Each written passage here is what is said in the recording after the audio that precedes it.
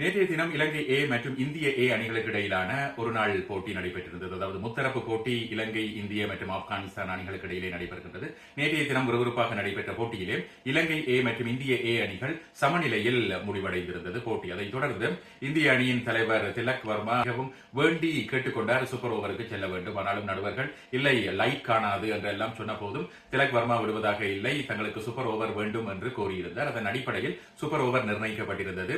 முதலாவதாக இலங்கை துடுப்படுத்தாடி 16 ஓட்டங்களை 6 பந்துகளிலே பெற்றிருந்தார்கள். 16 ஓட்டங்களை பெற வேண்டும் என்ற ரீதியில் இந்திய அணியின் ஏ களமிறங்கி இருந்தது. இதிலே முக்கியமான வீரர் சூரியவன்சி களமிறங்குகின்றார் என்ற போதே ஒரு எதிர்பார்ப்பு இருந்தது. 16 ஓட்டங்கள் என்பது மிக குறைந்த ஓட்டங்கள் தான் சூரியவன்சியை பொறுத்தவரையில். 3-6 ஓட்டங்கள் எடுப்பது 6 பந்திலே என்பது சூரியவன்சிக்கு ஒரு கடினமான காரியம் அல்ல. எனவே இந்திய அணி இலகுவாக வெற்றி பெற்று விடும் என்றுதான் அனைவரும் எதிர்பார்த்திருந்தார்கள். மாதுலனுக்கு அந்த குறிப்பிட்ட சூப்பர் ஓவர் வீசுவதற்கான வாய்ப்பு கிடைக்கப்பட்டிருந்தது. இது ஒரு கத்தியின் மீது நடக்கின்ற ஒரு வாய்ப்பு. அதாவது அவர் வெற்றி பெற்று விட்டால் 6 பந்துகளுக்குள் 16 ஓட்டங்களுக்குள் அவர்களை கட்டுப்படுத்தி விட்டால் மாதுலன் புகழ் எங்கேயோ போகும். அதாவது அவரது செயல்பாடுகளுக்கான ஒரு ஆதரவாக அது அமைந்துவிடும். ஆனாலும் அவர் அந்த 16 ஓட்டங்களை கட்டுப்படுத்த தவறினால் அவரது எதிர்கால வாய்ப்புக்கு ஒரு மிகப்பெரிய சிக்கலாகவே இருக்கும். ஆனாலும் மாதுலன் மிக தைரியமாகவே அந்த 6 பந்துகளையும் வீசியிருந்தார். அவர் வீசிய அந்த பந்துகளை பார்க்கும் போது இருந்த நேர்த்தி அவரது முனைப்பினை காட்டியிருந்தது. ஆனாலும் கடைசி 2 பந்துகள் மாத்திரமே சூரியவம்சிக்கு கிடைத்திருந்தது. மற்றைய வீரர் 4 பந்துகளிலே 9 ஓட்டங்களை பெற்றிருந்தார். எனவே கடைசியாக 2 பந்துகள் இருக்கின்றன. 2 பந்துகளிலே கட்டாயமாக 10 ஓட்டங்களுக்கும் மேலாகவே எடுக்க வேண்டும். அதாவது 16 ஓட்டங்கள். எனவே 6 அல்லது 4, 2 சேசிங்கை தவிர்த்து வேறு ஒரு ஆப்ஷனும் இல்லை. முதலாவது பந்து 4 ஓட்டங்களுக்கு கொடுக்கப்பட்டது.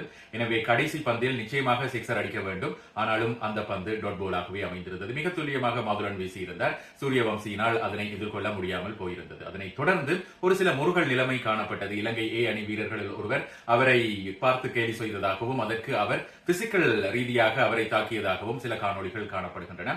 பல்வேறு விமர்சனங்கள் இருக்கின்றன. அதாவது அவரை ஒரு தாமதப்படுத்தினார்கள். அதாவது ஓவரை போடுவதற்கு இலங்கை வீரர்கள் தாமதப்படுத்தினார்கள். ஒரு மென்டல் கேம் ஆடினார்கள். அதன் மூலமாக அவர்கள் எதிரணி வீரர்களை கொஞ்சம் இரிட்டேட் பண்ணிவிட்டார்கள் அல்லது ட்ரிகர் பண்ணிவிட்டார்கள் என்றெல்லாம் சொல்லப்படுகின்றது. ஆனாலும் வீடியோவில் பார்க்கும்போது ஆக்ரோஷமாக சூரியவம்சி பிசிக்கலாகவே அந்த வீரரை தள்ளுகின்ற காட்சி நாங்கள் பார்க்கின்றோம். அதாவது இலங்கை பணி பக்கமாக அப்படியாக யாரும் சொல்லவில்லை. அதாவது கதைக்கின்றார்கள், அது ஒரு புறம் இருக்கலாம், அதை நாங்கள் வயலன்ஸாக எடுத்துக்கொள்ள முடியாது. ட்ரிகர் பண்ணினார்களா அது தெரியவில்லை.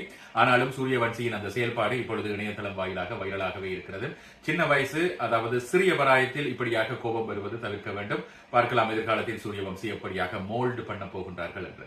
எனவே இலங்கை ஏ அணிக்கு எங்களது வாழ்த்துக்கள் வெற்றி பெற்றதற்கு.